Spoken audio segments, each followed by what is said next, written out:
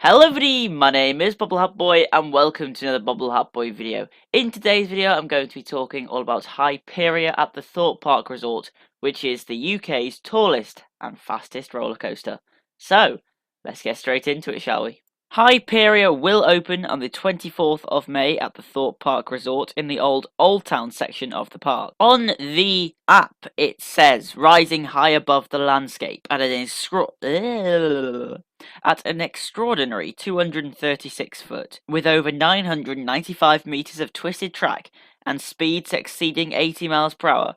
Hyperia is not just a roller coaster, it's a tribute to the powerful potential within each of us. You will feel weightlessness, fearless, and invincible.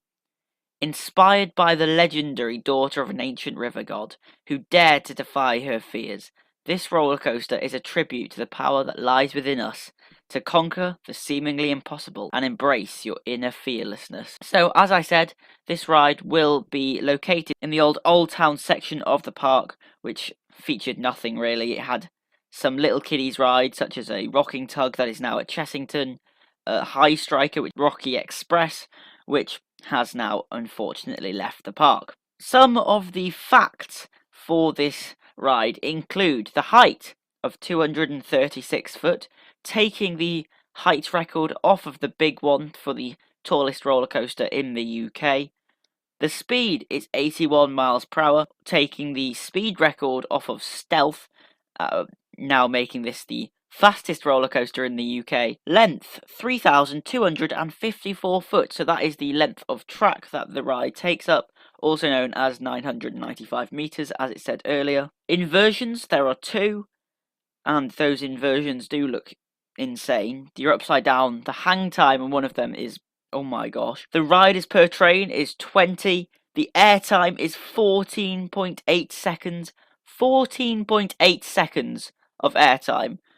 Holy, oh my gosh, this ride is going to be great. Opening year 2024. Since my last video about Hyperia, we obviously know the opening date, and now we've seen the trains. The trains look like this, which you can see on screen, and they look pretty nice in my humble opinion. I mean, they're a bit boxy. I do prefer the Icon trains at Blackpool Pleasure Beach. However, the Icon trains feature lights, Hyperia's don't, and Hyperia with lights would have looked incredible at night going around. However, fair enough, they didn't have those. The gold is an interesting colour. Obviously, it's the same colour as the rest of the coaster, so that makes sense. However, one thing I'm not too sure about are the rivets that you can see on there.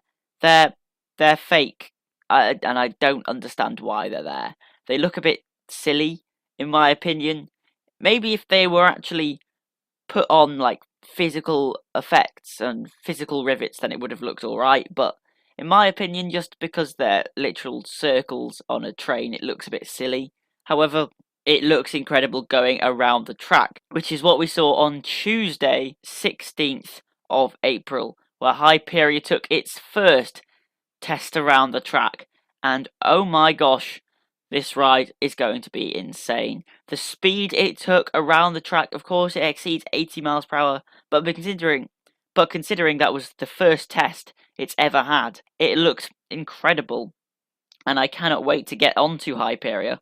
The only issue I have is obviously it's so tall, they could extend the layout and add some other elements into it. It's a very short ride. It's only about 40 seconds long from the top of the lift to the brake run. And of course, the big one, which was the previous height holder, is the longest coaster in Europe, which it kind of used its height to its advantage and making a very long roller coaster. Away from the trains and the testing of the ride, we have seen a few general updates to the surrounding area, such as the Burger King and the toilets being themed into Hyperia with a pretty bland design. The Burger King looks pretty bland. The toilets are alright. The maintenance shed has also seen the word "Find Your Fearless," the ride's tagline, put onto it, and the queue line we have seen some pictures of, and well, it's something to say the least.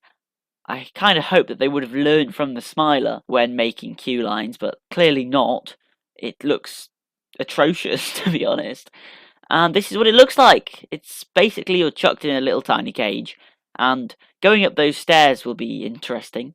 It'll make for an interesting queuing experience, that is for sure. However, that is Hyperia. I cannot wait to ride this ride at some point this year, hopefully.